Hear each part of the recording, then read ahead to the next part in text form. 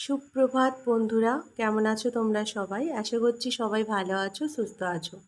ভগবানের আশীর্বাদে যে যেখানে আছো সবাই সুস্থ থাকো, ভালো থাকো, এটাই কামনা করি। আর আমরাও বেশ ভালো আছি। আজকে আমার গাছের পেয়ারা দেখিয়ে এই ভিডিওটা শুরু করলাম। অনেক পেয়ারা হয়েছে জানো তো, আর দারুণ খেতে কিন্তু পেয়ারাগুলো। আর এই পেয়ারা গাছটা কিন্তু আমি লাগাইনি, এটা বাবার বাড়ির থেকে পেয়ারা এসেছিল, তো ওটাই খেয়ে বাগানের দিকে ছুঁড়ে দিয়েছিলাম কিছু পেয়ারা। সেই বীজগুলো পড়েই এই সুন্দর গাছটা হয়েছে। তো এক এক সময় না, যখন বাজার থেকে পেয়ারা কিনে এনে খেতাম, তখন খুব মিস করতাম আমার নিজের বাড়ির সেই পেয়ারা। তো ভগবান বলে না যে তোমরা মন থেকে কিছু যদি চাও সেটা দিয়ে দেয়। তো দেখছি হঠাৎ করে একটা গাছ হচ্ছে। তারপর যখন একটু বড় হলো, যখন পেয়ারা হলো, খেয়ে দেখলাম পুরো আমাদের বাড়ির পেয়ারার মতো। তো তখন ভাবলাম, আচ্ছা, এই পেয়ারাটা মা এনেছিল যখন, তখন তো বাগানে ফেলা হয়েছিল, সেই বীজ থেকেই হয়তো হয়েছে। যাই হোক, আর এইটা জানো তো বছরে দুবার ফল হয়, একবার এখন আর একবার ঠান্ডার সময়। আর সোনাইকে দেখো, এই মুড়ির টিনটা বসিয়ে বলছে, মা আমি বাজার যাচ্ছি। আজকাল খুব কথা বলতে শিখেছে, সব কথা স্পষ্ট স্পষ্ট করে বলতে পারে।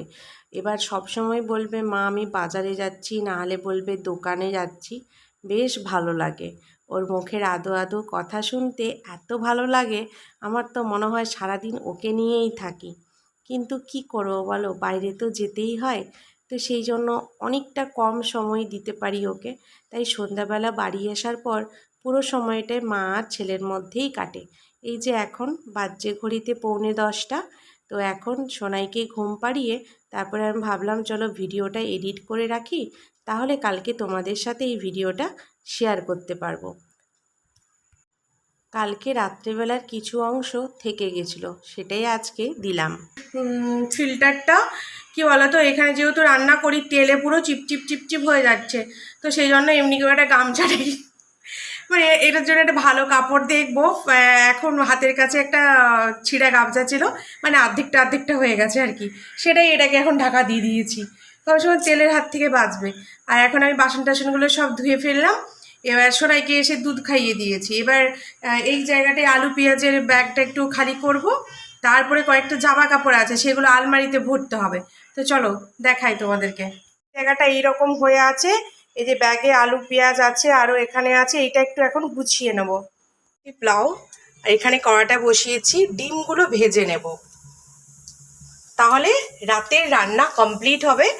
আর যেই মাংসটা আছে মানে মাটনটা, ওটা গরম করে রেখে দিয়েছি, খাবার খাবো যখন তখন একটু হালকা গরম করে নেব, তাহলেই হয়ে যাবে।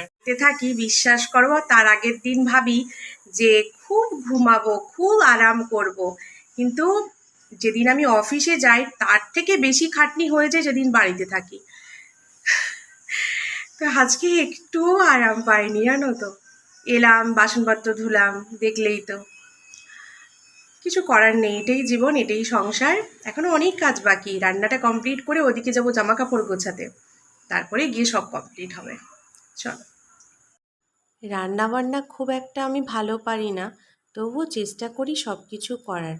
আজকে পোলাওটা একটু ঘাটা হয়ে গেছে, জলের পরিমাণটা সামান্য বেশি হয়ে গেছিলো, তাই থালার মধ্যে এইভাবে রেখে আর একটু হাওয়ার মধ্যে রেখে দিয়েছি। আর এই যে একটু কুকারের মধ্যে লেগেও গেছে, তো বুঝতে পারিনি জলের পরিমাণটা, জানো তো। যখন আমার বিয়ে হয়েছিল, আমি তো ঝিঙা আলু পোস্ত করতে গেলেও 1 গ্লাস জল ঢেলে ভাবতাম ঝিঙাটাকে সিদ্ধ করব। পরে পরে বরের কাছে থেকে থেকে সব রান্নাবান্না আস্তে আস্তে করে শিখেছি। শ্বশুরবাড়িতে যখন ছিলাম তখন শ্বশুরমশাই বলে দিত এইভাবে এই তরকারিটা করো, আর এখন বর বলে দেয়।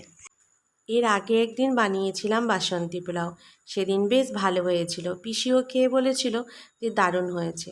যাই হোক, আস্তে আস্তে এরকম একদিন ভালো একদিন খারাপ হতে হতে শিখে যাব। আর দেখো সোনাই সকালবেলা এই গাড়িটা নিয়ে এভাবে টোপর পরে আর খেলছে, তো আমি ওর সাথে একটু খেলছিলাম, বেশ ওরও ভালো লাগছিল। কাজের ফাঁকে ফাঁকে আমি সোনাইকেও একটু একটু করে সময় দিই। কেন কি এই ওর সাথে খেলতে রান্না করতে করতে আমার সকালবেলাটা কি করে পেরিয়ে যায় আমি বুঝতেই পারি না। তারপরে তো আবার সেই চলে যাব, 6 ঘন্টা 7 ঘন্টা পর ছেলেটাকে দেখতে পাবো। আর ও খুব আড়ি করছিল, মা ঘড়ি পরবো। তো ওর ঘড়িটা ওইখানে ছিল, ও দেখে নিয়েছে। তা আমি ভাবলাম চলো পরিয়েই দিই, যখন পরতে চাইছে তো পরিয়ে দিলাম। আর দেখো, এইটা ওর জন্মদিনের টুপিটা পরেছে, কি ভালো লাগছে তাই না? যত্ন করে রেখে দিয়েছি, এ দেখো খুলে ফেলে দিল।